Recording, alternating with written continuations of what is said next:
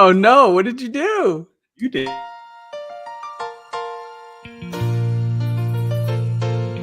Making your way through work Monday takes everything you got.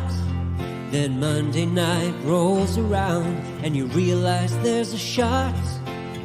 You're only 10 points away. All those times when your team had no fight, they're just so gosh darn frail. Then your star quarterback let another deep ball sail, and your third round pick bet on his team. Then go check out our streets where everybody knows your pain, and they listen to complaints. You wanna be where you can see our bodies bring you no shame. You wanna go where everybody knows your pain.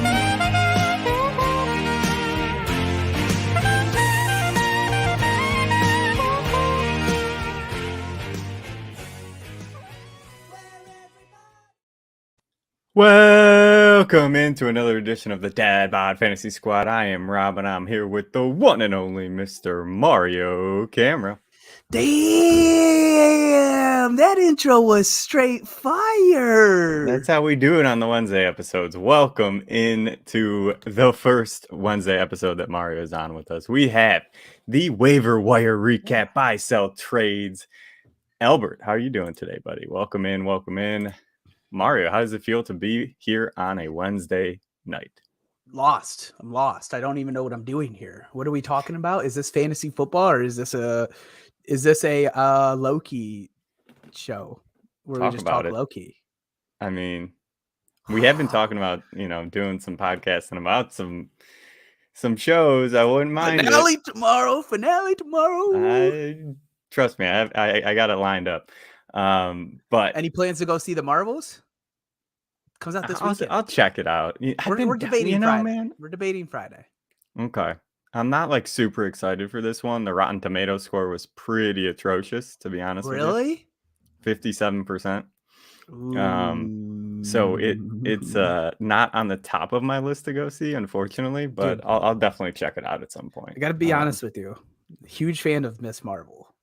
Okay. Not in a creepy way. I just love how bubbly and over energetic she is. It's like right up my alley. Like she just on screen cracks me up.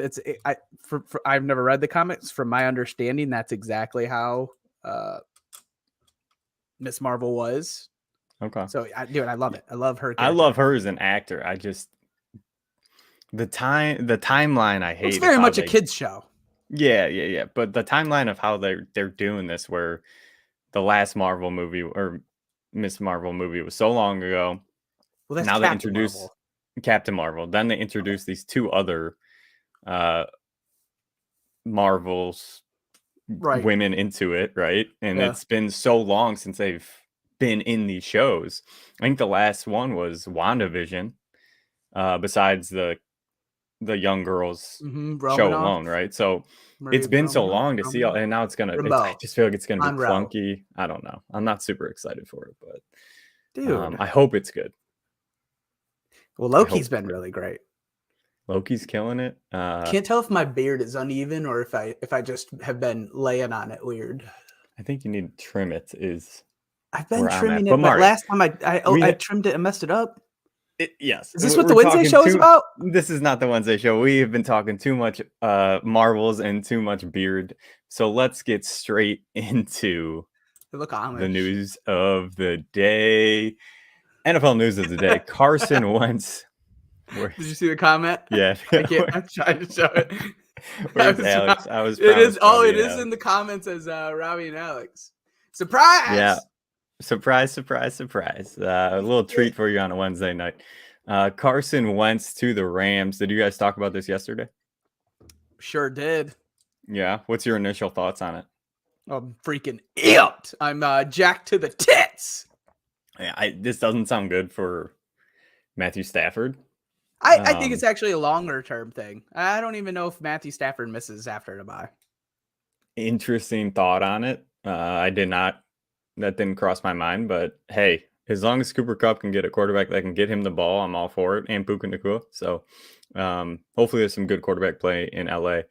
Fields is officially out for Thursday Night Football. Yeah, weird comments on this one.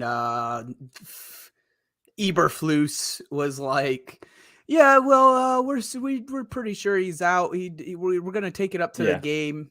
And then it was something the reporter's like, "So he's out?" And he's like, "Yeah, he is." It was like, what do you? He's listed as doubtful right now. I hate when they try to play that game like, let's get an advantage. Like, dude, everyone knows what's going on. Rams and QB rehab. Wentz starts somewhere next year. You would think he would. I mean, he should be starting right now with the quarterback landscape that we've seen over the past month of the season. Like, it's been so bad.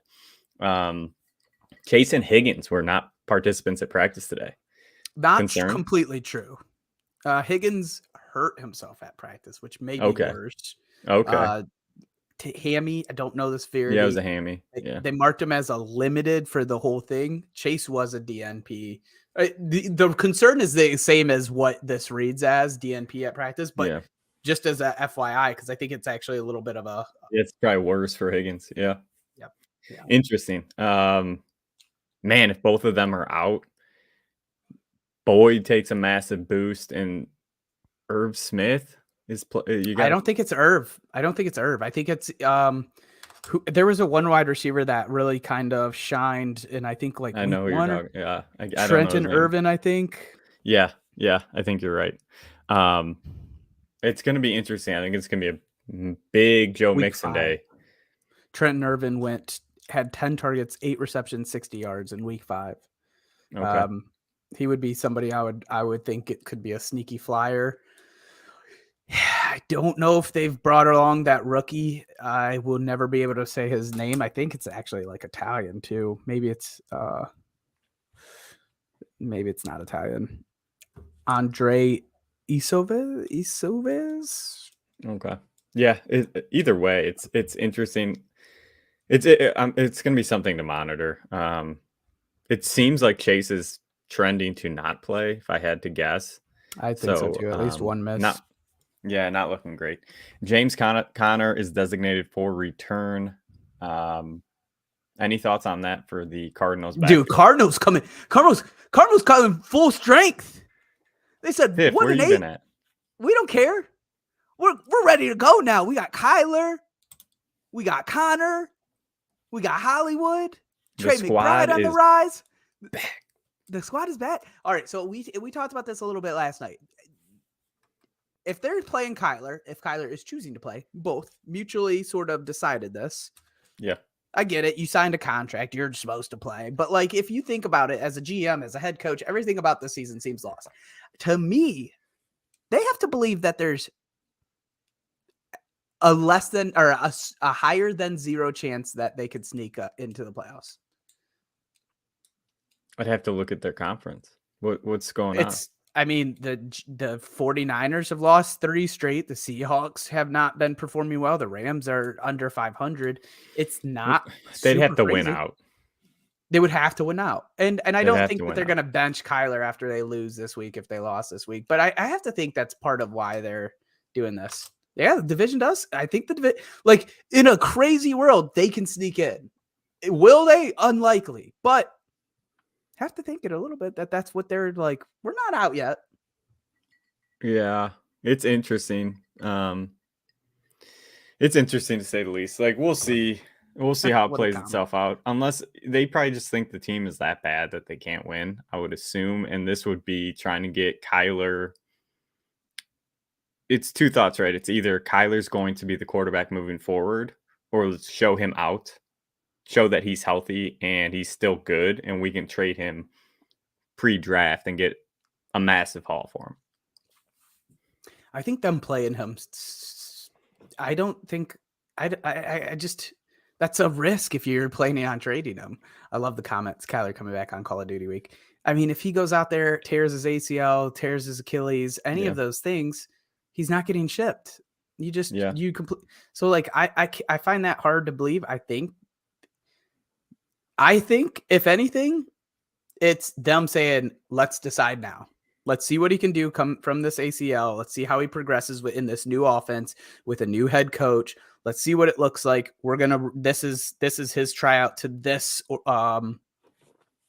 decision makers. I'm trying to think of how to say that. GM, the head coach. Like this is his tryout. It was his second half. It has to be. Yeah. So I think the trade is still on the board. I just don't think that they've decided that yet. This could be a full, at the end of the season, if they don't win, like this could be a full teardown. Like Marquise Brown, like complete teardown. He doesn't even have an extension. Yeah. So it's going to be, I'm excited to watch this team though. Now that they got these pieces, they've been a fun team with Dobbs there. So now let's see what they can do. Freaking Dobbs. That's got to be story of the year. Player comeback of the year. You thought it was DeMar Hamlin. It might be Dobbs. Could be Dobbs. Talk about one of the best pickups I made preseason. Was picking Dobbs up and just sitting him on my bench, baby. David, you know why you picked him up? Because he was a Brownie. I love him. Gotta love him. You're freaking Homer. David Montgomery, full participant today. What do you think of this? I think he's playing, obviously, but are you plugging him into your lineups? They have a pretty easy matchup. Chargers? Yeah, I think so. Yeah, you have to think this is going to be a high-scoring game. Now, Chargers sometimes just disappear altogether. So either way, if you think the Chargers will or won't disappear, David Montgomery, if he is healthy, will get the work. So yes, I am plugging him in. I think so. I'm curious to see how it pans out since Gibbs took a big step forward these past 2 weeks. This isn't even like the worst comment he's made, because I do feel like Hollywood somewhat fits perfectly into that offense. Exactly the role Goodwin plays. I would not mind it. JJ was designated for return today, but is unlikely to play. Good. Get him healthy. Get him healthy. You don't want him to re-aggravate the hammy. They're playing for playoffs again. They're in it. We got Dobbs rolling. Let's see. I'm just gonna say this real quick, then we'll move on. But there was someone placed a bet preseason. Vikings. Oh man, who was it? Vikings, Chiefs maybe in the Super Bowl, and then the Vikings went on this run. Kirk got hurt, and Dobbs comes in. The dude doubled down on the bet, so he's like still all in. It's not a crazy amount of money, but the payout's like wild. It's got to be wild because the odds went drastically down when Kirk Cousins got hurt. So he just doubled down on it. What are the chances the Dobbs taking down Jalen Hurts or I guess Dak? I mean, it's a story for the 49ers. Story for the ages, baby. Let's see it. That would be like a story of the century, especially with how terrible the defense is. Which they've been playing better. They've been playing better, but I haven't seen a defense turn around quite like them mid-season. It's impressive. Because they, even at the start of the season, they looked the exact same. They looked as bad for about the first 4 weeks, and then flipped the switch a little bit. Brian Flores, I guess. Yeah, I got to give it to him because I thought it was going to be a mess there. Ken Walker and JSN were not participants today. What's going on with Walker? I don't know. It's been a mess the past couple weeks. So, what was it? An ankle like 3 weeks ago? He was hurt, but played. Been downhill for a while. Yes. Last 4 weeks: 17.9, 14.10, 8, 2.7. Now, in the last 4 weeks, he has seen an underrated Cincinnati defense. Don't think it's great, but it's better. It's better than the bottom 10 teams. Mm-hmm. Arizona, where he should have feasted, had 14. Cleveland, Baltimore. That's a tough 2 stretch right there. This dude's full of Kenneth needs a Walker. Full of jokes. Pending to chest injury.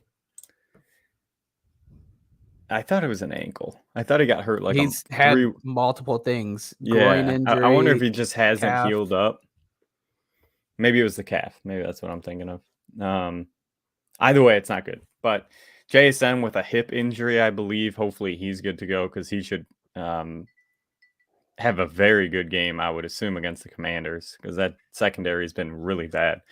So I hope he plays, but we will monitor that going in. Again, if you guys have any questions, hop on Sunday morning. We will get you up to date with all the injury news and answer any of those last-minute start-sit questions. So Sunday, an hour before the games, hop on with us, and we will get you ready for the games. Nope. Mario. Nope. Wednesdays. What do you guys do on Wednesdays? Do you talk baking? We talk I'm curious banks. how to perfect. No, baking. Been trying to perfect Baking? brownies. Yes. Now that issue 2 is best. Anyways, Do you believe that? Do you believe now? Let's get into some. Do you believe now? So What the hell is this? With this segment, I'm going to bring 2 players up. Oh. One from each position. Okay. So we're going to go QB, RB, wide receiver, tight end. You're going to give me your initial thoughts on these players and then what you think and who you would rather have rest of season. Okay. Let's do it. Let's do it. Do you believe now? Justin Herbert, quarterback 10 right now, or Joe Burrow, QB 18. Why do I got to pick between? I want both of them. Give me both of them. Who do you want the rest of the season? Dude, once November starts, once the end of October comes, no. Put Bobo away. Once October comes, Joe Burrow comes right along with it, baby. Now, Smoking Joe playing in the cold. Injuries to receivers scare me. But, Yeah. I mean, honestly, both of them are dealing with it. So give me Joe. Smoking Joe. It is Justin Herbert, Joe Burrow. Joe Burrow, if I'm not mistaken, did I answer this right? This up. This is how you feel, but last 4 games, he's had 3 games as QB6 or better to QB8 or better. Last 4. Okay. Well, I'm on PFF's grading scale, so I think they have it a little they're different. wrong. I think they have it a little different than most. While Justin Herbert has 2 in 4 games, he's got 2 QBs outside the top 20. So it's been a roller coaster to say the least for Justin Herbert the past month or so. After he injured that finger, it's been kind of up and down. So give me Joe Burrow. I think he's finally healthy. Hopefully this Jamar Chase and T. Higgins thing isn't a big deal. But like you said, he really comes on back after the season. So I'm definitely there with you on Joey B. RB, Tony Pollard, RB17 right now, or Ken Walker, RB12. Who are you going with the rest of the season? Oh, man. You and Norton's love for Pollard's got to be down bad right now. Like, it's a kick in the chicklets. Yeah, it's bottom barrel right now. It's been tough. He hasn't found the end zone since week 1, which is insane. It's not been great. I'm going Ken Walker, however, since you were talking about it, the past 3 games have been pretty rough. I got to go KW3 here. Yeah. Well, because the last 5 games for Pollard has been rough. He's got a top 12 in there. I think Kenneth Walker does in last 3 as well, but he's got like RB20. Okay, last 4. Sure. But it's interesting. Ken Walker's dealing with a bunch of injuries. I think Tony Pollard is one thing I've been thinking about with Pollard is I don't think we put enough dot press us into that injury he got at the end of last season. Albert brings up a great point here. He does. I didn't even see it until he brought it up, but it goes Washington, which is cake, especially after they got rid of their defensive ends. Rams, tougher D-line, but then it goes San Fran, Dallas, San Fran, Philly, Tennessee, Pittsburgh, all pretty tough rush defenses. Ouch. He's flipping. I'm matchup heavy. I'm going TP. I'm going to go TP. Right. Go TP. Things again, I don't think we put enough emphasis on that injury at the end of the last season for Tony Pollard, that broken leg that he's, I think it's going to take, it took him some time. I don't think he looks fully there yet even. But the offense is starting to click. This pass game's starting to go. And with that, I think Tony Pollard's going to get a lot more opportunities, a lot less stacked fronts, and he should be able to find the end zone more often, obviously, I hope, because, again, his last touchdown was week 1. Got a question from Nino. Got to offer James Conner for Taysom. Just worried about Conner's injuries and that offense. Assuming you have a somewhat of a decent tight end, Ferguson. This is very lineup driven for me on this. I think it's easy for me. I take Conner. If you don't have a tight end, if you don't have a tight end, it's different. Yeah, like if you don't have a tight end, I think Taysom rest of season, how can you not put him in that top 5 tight end? Because this happens every year. This has been the best, but like he has these little stretches all the time. Like he closed out the year last year with this. He had a stretch of 4 games where he put up 8, 36, 4, 10. Like it's just so weird. It's so inconsistent. In those games, he had 5 rushing attempts, 9, 5, 3, 10. I don't get how he's used. I don't trust it. One day he'll be used like this. The next he won't. I don't know. I think it's hard to keep him out of your lineup right now. Last month 15, of the 18, season, 22, I think, 22, he's been on fire. I think he's number 2 tight end in the last 4 game stretch. I don't know. I wouldn't be shocked if he's number 1. I think Travis Kelce is. Still. But I just don't see how you. Yeah, I got a solid time. Oh, okay. Yes. So is it? I think I don't trust this Taysom. I know this could bite me in the ass after. I don't trust it. I'm gonna say Conner for me. Would you be flexing Conner? Is my Sounds question. Like it. Man, so it's okay. So this is a true. Who's going to score more points, Conner or Taysom? If we're flexing them, I gotta go Conner. I have to go Conner. With Kyler coming back, he dumps off a ton to Conner. Kyler's not going to be rushing as much. I have to go Conner. I think I'm with you, but it's making me sad.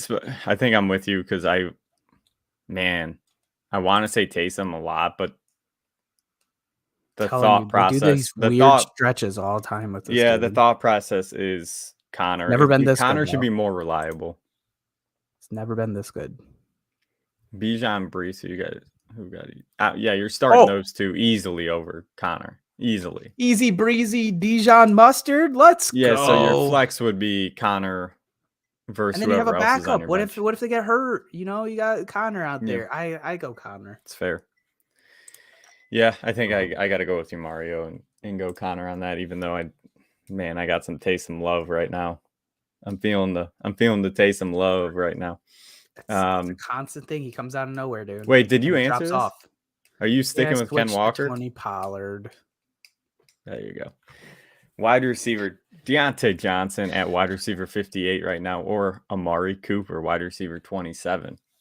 You know which way I'm going here. Which way? You know. I'm a George Pickens stan. Of course, I'm going to go with Amari Cooper. Okay. Man,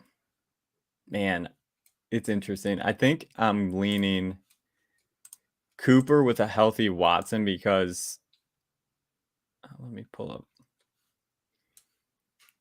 Cooper's been good when Watson plays, when he's been healthy. And I think Amari's they're both number 1s in the offenses. I trust Amari more, even though Deontay in a PPR. Amari is a clear-cut number 1. Like that, I know what you're gonna say later about George Pickens and whatnot. George Pickens is at least a threat compared to Elijah Moore being a threat to Amari. Yeah, that's a good point. That's a great point. Yeah, I'm with you. I'm leaning Amari here, even though it's closer than I want to admit, for sure, as a Browns fan. Tight end position, Dalton Schultz, tight end 8 right now versus Jake. This Ferguson, one's mean. Tight end Look at that. 12. I mean, Jesus Christ, they just replaced the same guy. You just gave him a buzz cut. Yeah. He said, threw him in literally buzz cutted him and put him in a different jersey. So like we gotta make sure there's one prime time so the Texans aren't playing at the same time as the Cowboys. And honestly, I mean, he's in the same state, so it makes a lot of sense. Yeah. Right? Man, this is why in role models, if you write Ben Affleck, this is why. No problem, Nino. Anytime. We're always here for you guys. Give me Ferguson pretty easily, actually. Pretty easily, he says. Okay. See the number 2 option in this offense? I don't think so. What? You're crazy. Do you think it's TP still? I mean, the dude is killing it with targets. 51. Let's look at this here. Dalton Schultz his last 5 games, he's had 1 game outside top 6 tight end. Dude, Jake Ferguson already has 63 targets on the year. How many does Schultz have? Well, it did quick math. 63. Schultz has 21 plus 33. 50. You can't. 50, and he's tearing it up with 50. Again, I'm gonna kind of default this. Oh no! It fell. No, don't show your degree. Yeah, too late. This is my office space here. Nerd. So you guys get a sneak peek. Yeah, I was not expecting. No, look. So Dalton Schultz, 50 targets on the year, has to deal with up and coming rookie wide receiver Nico Collins. Noah Brown. Ferguson's currently dealing with has-been Cooks, amazing CD, and inefficient Tony Pollard. I mean, he's the number 2 in this offense currently. Man, 63 targets. I think it's closer than you're making it out to seem. I mean, Ferguson's going to easily clear. I'm going Dalton. Ferguson's easily going to clear the 100 target line threshold. Doesn't that lock him in top 5? But he's tight end 12 right now. Halfway through the season, good regression coming then. Yeah, he's already had his bye. I think that's fair to note because I don't know if Schultz has. He did week 7, I think. Of course, they had the same bye. Yeah, makes sense, dude. They're AIing us. I'm going Schultz. Sick. Yep, I'm going Schultz. I think he's just been performing at a level that we can't deny.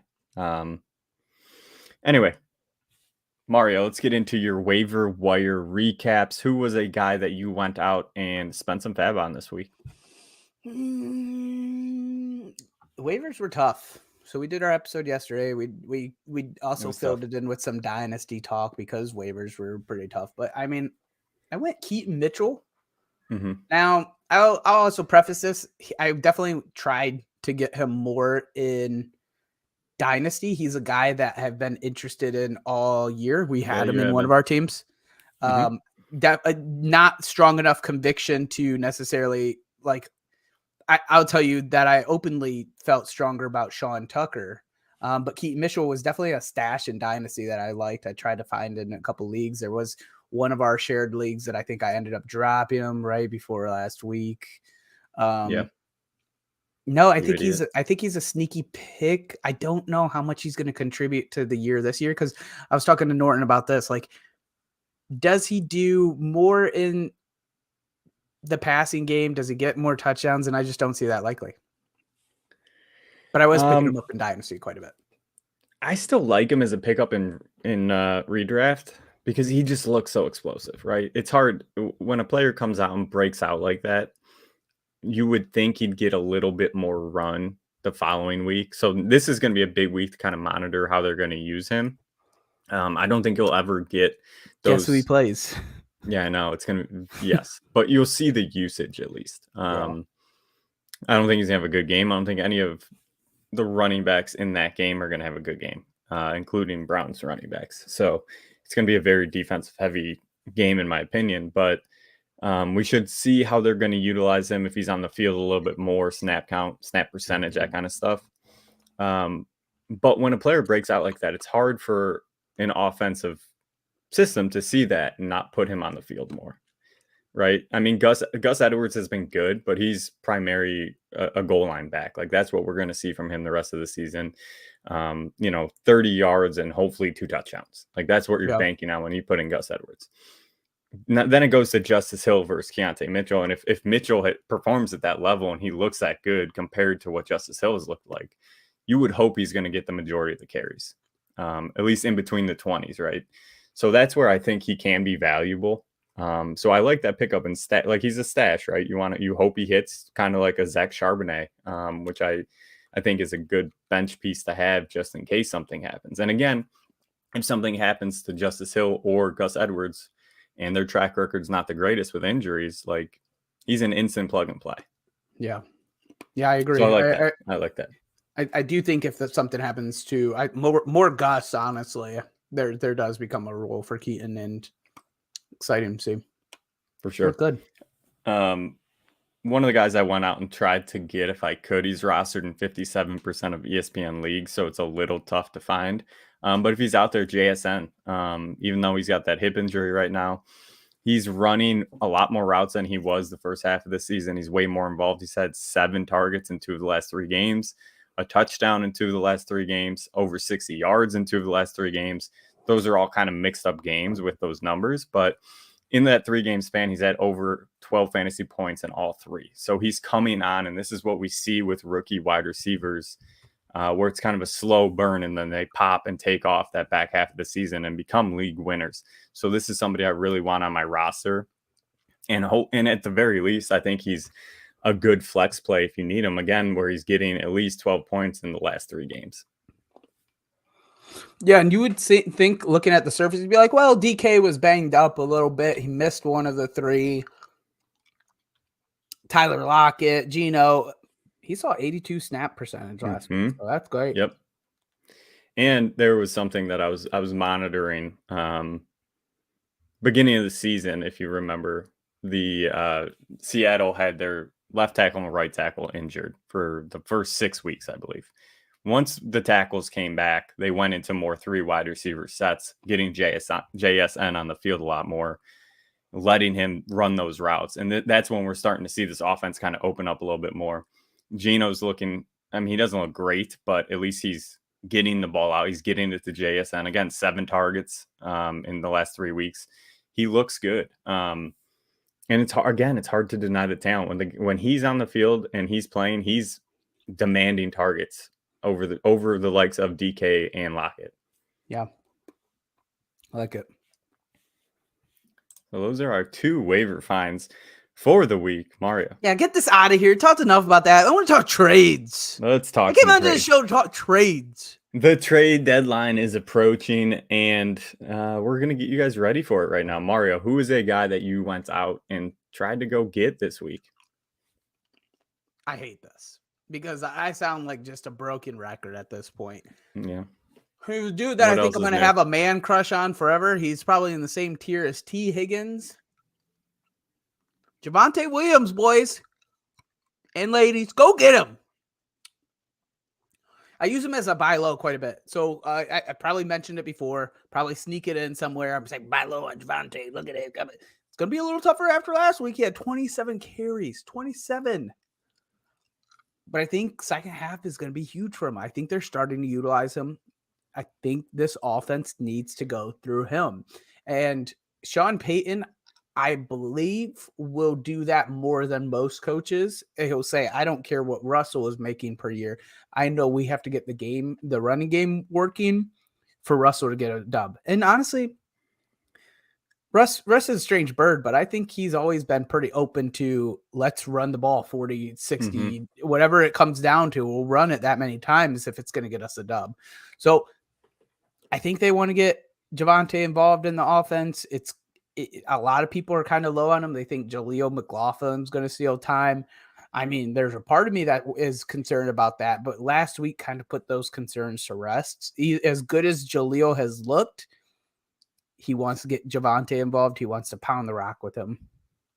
Yeah, I like it. I think you're right. Again, like you said, coming off the ACL, we see it where it takes a half season for them to kind of get up to speed, get things back to normal. I bought him for Miles Sanders 2 weeks ago. Yeah. Probably before week 7, I think is when it was. Yeah. I mean, Miles is done. Like I swung and missed on that one, unfortunately. I swung and missed on a lot of the RBs. It's tough. I mean, like, but Frank Wright is just such a joke. He's like my least favorite coach in the NFL right now. Maybe not quite. He's definitely bottom 3. Yeah, it was struggling over there. It's been shouldn't have had that White Claw. Yeah, it's been a tough go of that whole team's been a kind of a mess this season, besides Adam Thielen. But a guy that I went out and tried to get this week, bear with me a little bit, Mario, Drake London. I went with kind of a lesser player, so somewhat as you, kind of a buy low candidate that I think you could get at a good discount right now. And he's definitely flex playable for me moving forward. Now, it's not the season that we had wanted for Drake London at the beginning of the season, but again, this is probably going to bite me in the ass because I'm talking about Atlanta Falcon, and we know how Arthur Smith just loves to ruin our fantasy days. But with this quarterback change, with Heineke coming in, we know Heineke's a lot more of a gunslinger by trade than Desmond Ridder has been, even though he didn't have the greatest week last week. Heineke, that was without Drake London. Now bringing in Drake London, he's been a target hog for this offense. Over the past 4 games he's played, he's had 35 targets and no less than 7 targets in every one of those games.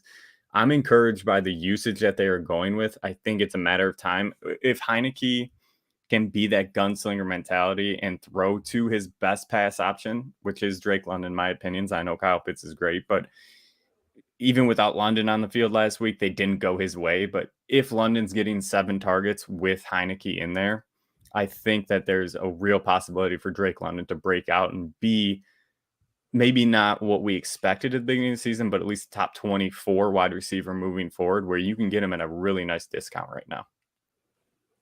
I think this is, I think what needs to be said here too is, and I think I mentioned this yesterday with Norton, if Arthur Smith does his crazy tactics, which I've always thought were fine in the grand scheme of the football world, right? Like if you're winning, it's fine.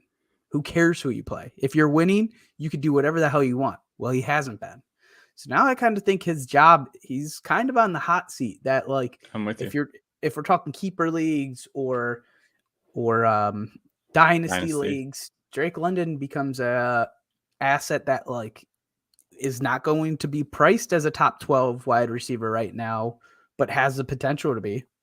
Yeah. Especially if they draft a quarterback, right? Like, I said that at the beginning of the year, man. I said the best case scenario for this Falcons team, they lose a lot, they fire Arthur Smith, and they draft a quarterback or go get a quarterback. A young Ben Johnson there. Go trade for a quarterback. Go bring a quarterback in that's good enough. Dude, get Ben Johnson as the head coach on this team with a young QB such as Drake May. I don't think they would be that high. Probably somewhere like what's his name? JJ McCarthy, Michigan. Yeah. I think it's more realistic for them to go trade for somebody or go. Like who though? Because half the league is pretty much on IR. I'd rather have Josh Dobbs in this offense. I'd rather have no. It's flash in the pan. Not even a flash in the pan. It's not like he's been like crushing your fantasy ass. Or again, what about like a Kyler Murray? Like there's going to be somebody available. Completely different. Yeah, that's a completely different conversation. But there's no difference for your fantasy players, Drake London, Kyle Pitts, as Josh Dobbs versus Taylor Heineke, or even Desmond Ridder.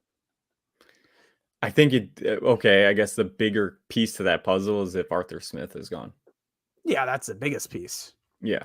So that's what I'm saying. If those two things happen where they can get rid of Arthur Smith and bring in either trade for or draft a quarterback that can get the ball to these guys, Pitts and Drake London are going to pop next season. They're going to be league winners. Even though I thought that was the case this year, but we lost out. Albert, This would be good with the right head coach.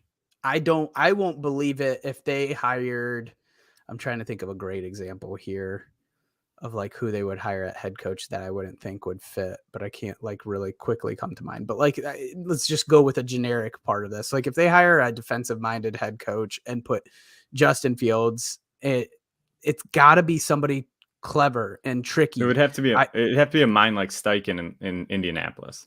It would have, I think Ben Johnson's a great mind. Yeah. I would love to see him. I don't know if I honestly don't know if the Shanahan tree knows how to use Fields either. So I don't even know if I would say somebody from the Shanahan tree. It's got to be an RPO based system that's used running mobile quarterbacks before. The Philly offensive system is what you want to incorporate. Yeah, that's a good point. I think that tree would be great. Like in their OC, somebody like that. Ben Johnson obviously doesn't run an RPO with Jared Goff, but I'm telling you, that guy is. I think he's smart enough, to figure it out. Yeah, I'm with you. Mario, who's another guy you went out and traded for? Well, I didn't go out. I didn't know that's what we were doing, but I thought so. I didn't make the trade. Options, players you want to go get if you can. Sorry, I didn't know I had homework, but I guess I did. Well, Davante Adams. 45 minutes before the show. You should go make some trades. Well, you guys always tell me I can't trade on live. Davante Adams, I think is a good buy. Now, here's the thing. I had him wide receiver 12 on the year, got shafted, roasted all over the place. I said these Las Vegas Raiders are going to be a mess. Well, they're turning around a little bit, so they're not as messy as probably I expected. Now I'm in on Davante Adams as a buy. I think after last week with a new QB, although he's played one other game, I think is going to worry a little bit of people. And I think you could be like, dude, Davante with Aiden O'Connell, not so great. I just realized his initials are AOC. Yeah. Davante with AOC, not so great, man. Like, you start talking him down a little bit. Don't say he's trash, because that's the most annoying thing if you're a fantasy owner. You got to kind of just butter him up. Be like, look. You have a good shot to make playoffs. Like, I see Davante Adams. I see him with this rookie QB. That's not going to help you. Let me take that risk. Here, I'll send you Devontae Smith. We'll go from there. Something like that. Devontae for Devontae. Yeah, he had 7 targets. Devontae for Devontae. I think that's honestly, I would do that in a heartbeat. I don't know if the real thing is like it's going to be hard to persuade Devontae owners to do a little bit of a down trade here, but there could be some panicking ones. And I don't think he has to be top 8 price, top 8 wide receiver price. I think you could get him for top 12 to 14 price right now. Mm-hmm. I think that's fair. I'm with you. He was on my list last week as a go get him. So I think everything you said was spot on, and I don't think Jacoby's going to stay as involved in this offense as he has been throughout the season. I think he's still going to be a good piece, but I think Devontae is going to really take the reins. I had one more note, and Devontae is usually matchup proof, so do this as your own risk. If your trade deadline isn't this week, they do face the Jets next week. I expect Sauce to be all over Devontae. Now, Devontae being matchup proof and all is great, but you also have a rookie quarterback throwing him the ball. So the combination of a tough matchup and a rookie QB next week might be the best week to do it and say, look at these 2 performances in a row with this new coach and this new quarterback, dude. You should sell him to me. Yeah, I love that. That's a good piece to it. Another guy that I am going out to go get is Ramondre Stevenson. I think I had him on here about a month or so ago. This one's scary. It is. Hopefully you guys listened to me a month ago, because you could have gotten him at a way better discount than you can get him today, but I'm still willing to take that risk and pay up for him. He has one of the easiest remaining schedules of any running back rest of season. And the encouraging part for me that I'm seeing from Ramondre is that he's gotten 6 targets in 3 of the last 4 games. And yeah, he might run the ball 10-ish times a game. But with his usage in the pass game, I think that's what's going to kind of separate him from, that RB2 low end RB. Yeah, floors him. And I think it gives him that real possibility to jump into the RB12 category, like RB1 category, moving forward throughout the season. He has really turned up the last 4 weeks. 18, Yes, 14.5, 7, 23.9. Now against Washington. On Washington, it wasn't. It was that 67-yard touchdown that he had. That's fine. But he did have the floor at 4 for 42 right? on receiving. Yeah, that's the thing. So that's 8 points that pass game alone gives him that floor of 12-ish points, hopefully at least, and then from there it's just bonus points in the run game, and hopefully he sneaks into the end zone. Yeah, I like it. Also note, I'm still in. I've been saying it since we started this segment.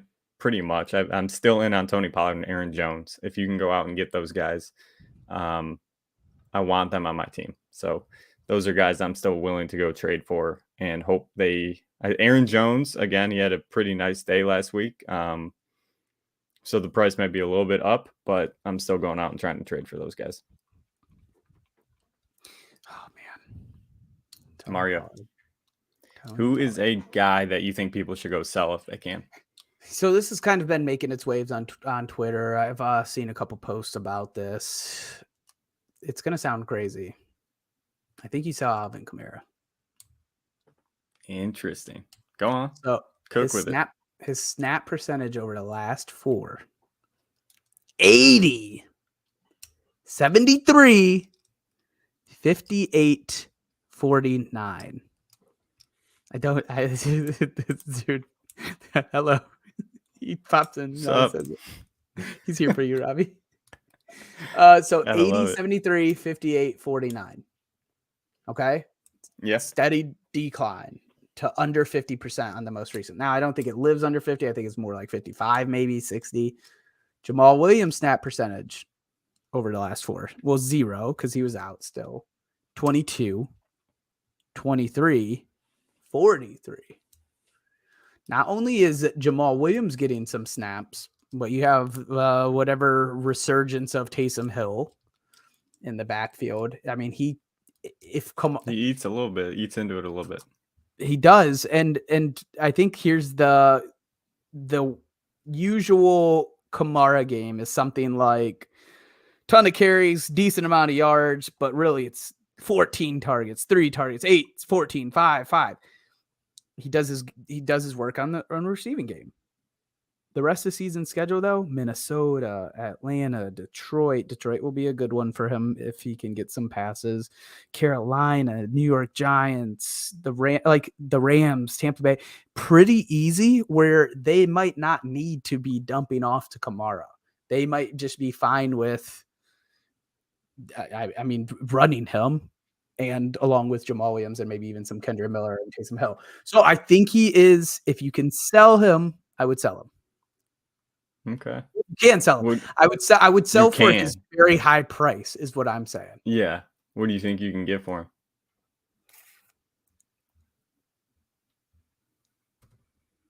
Like, are you trying to do a 2 for 1? Like, take Alvin down, like Tony Pollard plus a piece?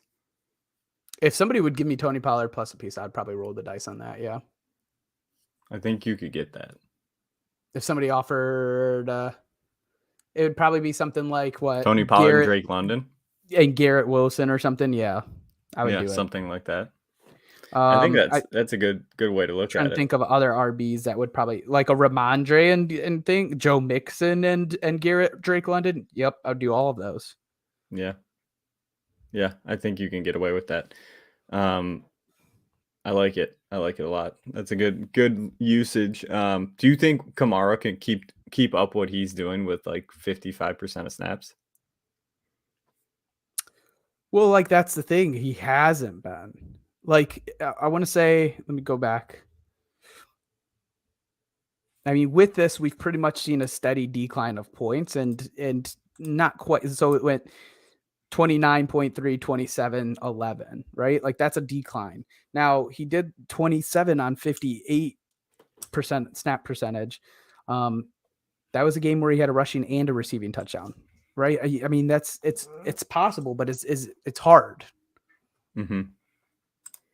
Yeah, I get it. I get where you're coming from for sure. I like it though. What? Okay, Mario left us. So A guy that I'm going out. There he is. A guy that I'm suggesting to go trade if you can is DeAndre Swift. He's RB5 on the season right now, and I think you can still get some good value for him. Somewhat kind of what we were talking about with Alvin Kamara, somewhere in that ballpark.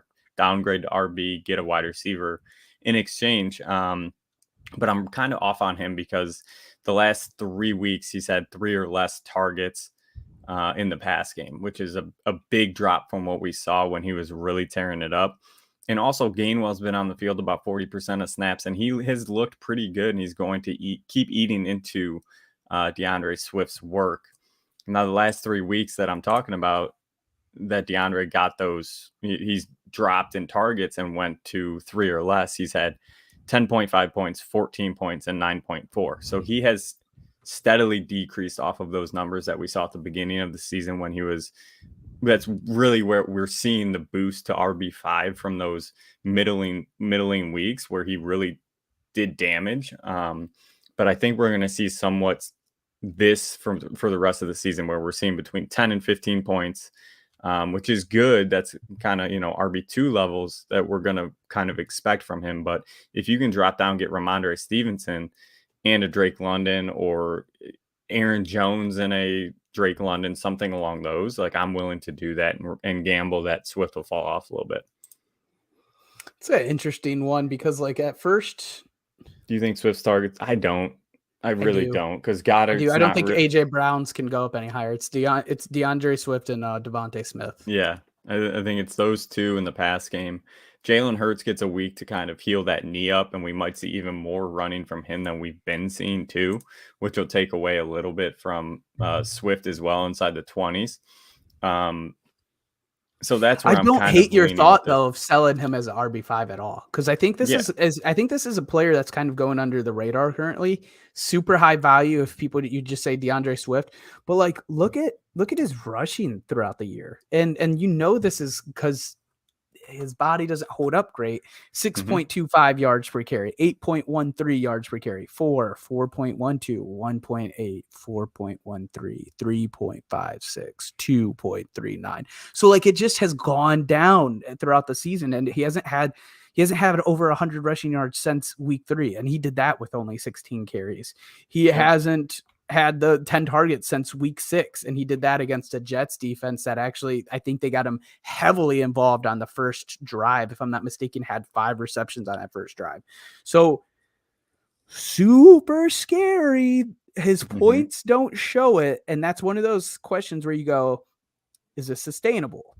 Can these points, because like even at these worst 3 games, he's still double-digit points, where that's like good to have as an RB2. But can you get RB1 numbers for him? I think you should. Yeah, I think, and that's the thing. That's what I'm saying. Like, I think he's still valuable enough where you can go get a very good piece. And the next 3 weeks, he's got Kansas City, Buffalo, 49ers. Tough matchups in the run game.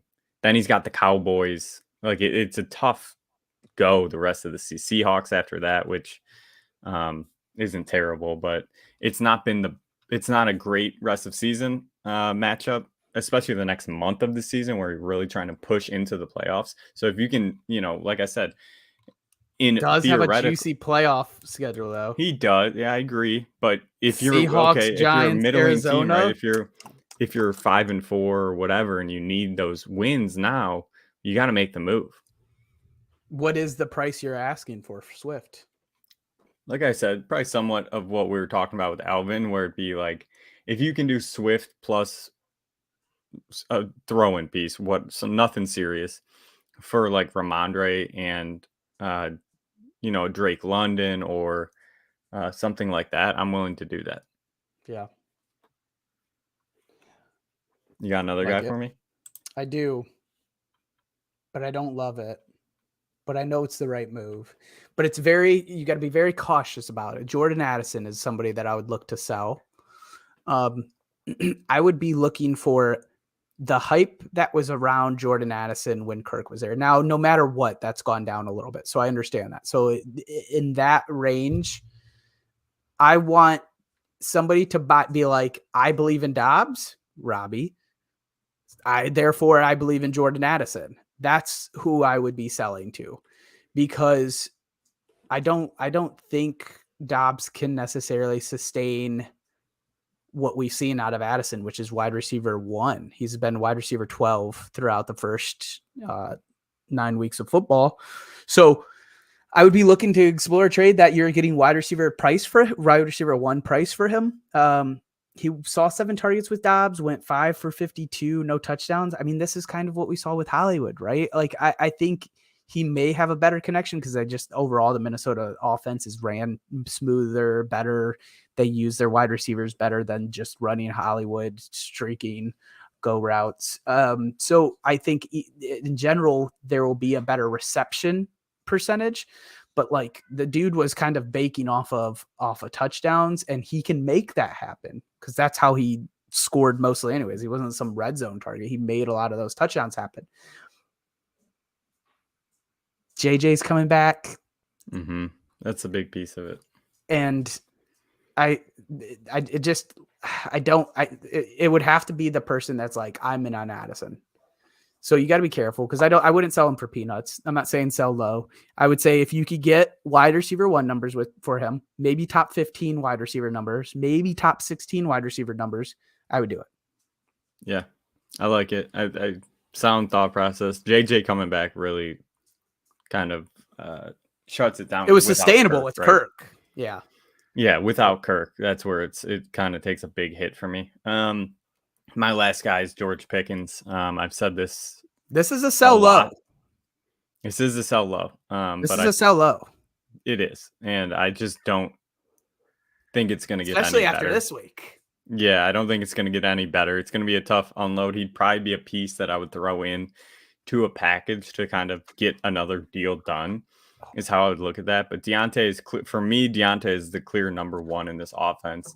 The offense runs through him, and then the turmoil that's going on with George Pickens in this Pittsburgh organization, with him kind of taking shots at the Steelers and saying he free me and get me, that kind of stuff. I don't think the coaching staff is going to really make it an emphasis to get him the ball just to prove a point. Again, I've been saying this for the past month or so that I'm trying to offload George Pickens if I can. And the window might have closed, but if you can make a deal again and use him as like a piece to get another deal done, I'm trying to get that guy off my roster. I definitely have more Pickens in Dynasty than I do in redraft. So I don't really have too many thoughts on this. I am not typical. I typically don't sell low. Now, if he's part of a bigger deal, fine. I guess I shouldn't lie completely because I did kind of sell Cooper Kupp low at the start of the season before week 1, but I don't know what value you get for him after this week. Like if I was a Pickens owner in a redraft, which maybe I am somewhere, I would wait till a boom game and then I would ship him off. Again, trade deadlines approaching, so you don't really have. That's the thing, right? That's why I'm putting him in there again. He's one of my guys that I've been kind of preaching for the past month or so, maybe even before that a little bit, to kind of trade him after those boom games. But now that we are where we are and the trade deadline's here pretty much, if you need to throw him in to get another deal done, I'm trying to do it. Yeah, I hear it. You guys are all gonna bite your tongue after Pickens season starts. It hasn't started yet, buddy. Mario, any last thoughts before we get out of here? Nope. Back tomorrow. We are back tomorrow. Me and Mario will both be back here tomorrow, an hour before the game, getting you guys ready for Thursday Night Football with some DFS plays, some start-sit questions. So tune into that, and this was a fun one, buddy. Glad you hopped on with me, and go on. Do you have something to say? No, I was just listening. I'm just taking the praise, dude. I thought you had. Yeah, it was a fun one. You're welcome. I'm happy I graced you with my presence as well. Yeah, it was.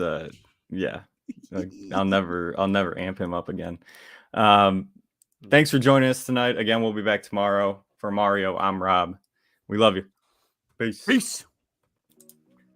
Thank you for watching our episode. If you enjoyed this episode, please make sure you like and subscribe to our YouTube channel. If you aren't already following us on Twitter, check us out at DadBodFS. We'll be posting all of our best clips and videos to all of our social media: TikTok, Instagram, Twitch, Facebook, YouTube. You can find us on there at DadBod Fantasy Squad. Lastly, if you'd rather just listen, we make sure we post our audio of each episode on all the major streaming platforms. Stick with us all season long so together we can count our trophies and not our calories.